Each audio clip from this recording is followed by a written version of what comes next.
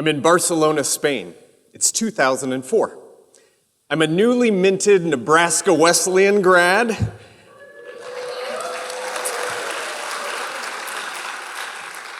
With a degree in business and Spanish, sweating.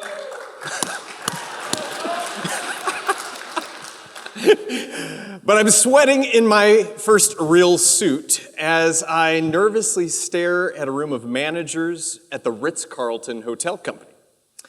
I'm sweating because I'm now expected to translate an 8-hour workshop from Spanish into English. Because you see, I'd sold myself as fluent to this company in Spanish. And I was, technically. Fluent enough to ace those classroom exams, but not nearly fluent enough to carry the weight of a workshop in front of seasoned execs at the Ritz. In that moment, I was a deer in headlights, overconfident, out of my league, and very aware of it. Those first couple of weeks at the Ritz were rough. I tried to fake my way through, pretending, bluffing, nodding along. My stomach hurt, and I wanted to quit. My next trip was to Santiago de Chile, and it was more of the same. I couldn't sleep. And sometime during that trip, something snapped. For my physical and mental well-being, I started to drop the act. I started to ask for help. I said, "I'm not sure. Could you explain that again, please?" And the incredible thing was people leaned in. They slowed down. They taught me. They even trusted me more. Pretending, it's like a bad translation. It never lands right. But honesty rings true. Over those next few years, I got to travel the world for work. Dubai, Osaka, Bogota, Cleveland. And I showed up differently than I did in Barcelona. I came with questions instead of a performance. I stopped trying to be the smartest person in the room and became a sponge instead. And through that time, I learned something that changed my life. Curiosity is a superpower. Curiosity opens doors bravado never could. But here's the thing. The pressure to perform and pretend like you know what's going on isn't unique to 21-year-old me in that Barcelona boardroom. I still struggle with this at times. I mean, we're taught this, right? Ben even talked about it earlier tonight. Fake it till you make it. And sometimes that is good advice. Sometimes you need to project confidence when you're nervous. But somewhere along the way, many of us stopped faking confidence, and we started faking competence. We nod along in meetings, even if we're lost. We bluff an answer so it doesn't look like we didn't prepare. And we pretend to know what's going on so nobody questions why we're in the room.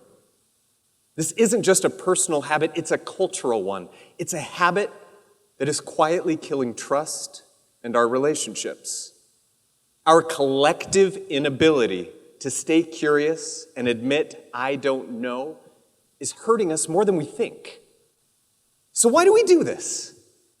Well, research says that belonging is more important to us than almost anything. We want to be part of the in crowd. We want to be seen as capable and credible and smart. So we pretend in order to protect our image and our ego. But here's the irony. Saying, "I don't know, let me find out," might ding your perceived competence a bit. But saying, "I do know," and getting found out, that's a strike against your character and your credibility. That is much harder to come back from. Wharton School professor Adam Grant reminds us that saying, "I don't know," isn't an admission of ignorance. It's an expression of intellectual humility. And here's the opportunity. Saying, "I don't know," often invites connection. It turns a one-sided conversation into a two-way dialogue. it creates space for the other person to teach, to share, to step in. When I say I don't know, I build trust more than lose it. And that trust, connection, and curiosity has helped me build what I do today. I spend most of my time working with executives and teams, helping their organizations around the world navigate transformation. Whether we're starting innovation labs, or launching strategic initiatives, or designing the workforce of the future, there's a common refrain I hear over and over. I wish my team was more curious. I wish we learned faster and were more adaptable. I wish I wasn't so addicted to being right. That last one came from a CEO. You see, even the most self-aware leaders admit it. There's a deep pull to defend, to be certain, to hold on to being right. But in a world that changes this fast, curiosity is more valuable than certainty. And intellectual humility is not a soft skill. It's a competitive advantage. In fact, one of the first things that companies ask me to do is help them unwind this very habit, this reflex to fake knowing or being right. And here's what I tell them. Be confident, not counterfeit. It's okay to project calm when you're nervous. It's okay to borrow confidence so you can stand tall in a room. That is professionalism. But you can hurt yourself and others when you fake expertise. It can be problematic to pretend that you're certain when you're not. Confidence is a gift to others. Counterfeit certainty is a trap. So how do we break this habit? Well, the first thing is to catch yourself in that moment of hesitation, that fear of saying, I don't know. And when you do, here are 3 things you can say instead. These aren't just words, these are tools. They turn hesitation into action. Number 1, I don't know. Can you help me find out? Number 2, I'm not sure. Why do you ask? And number 3, that feels like an important question.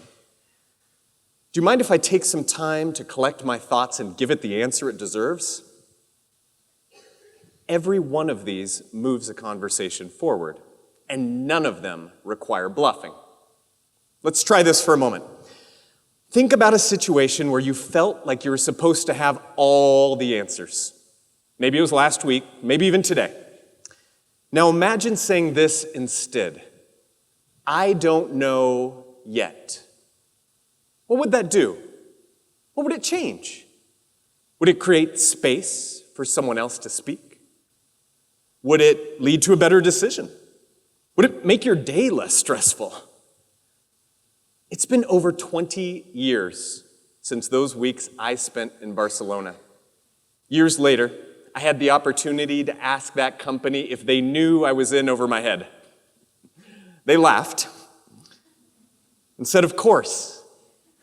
We didn't hire you for who you were. We hired you for who you would become.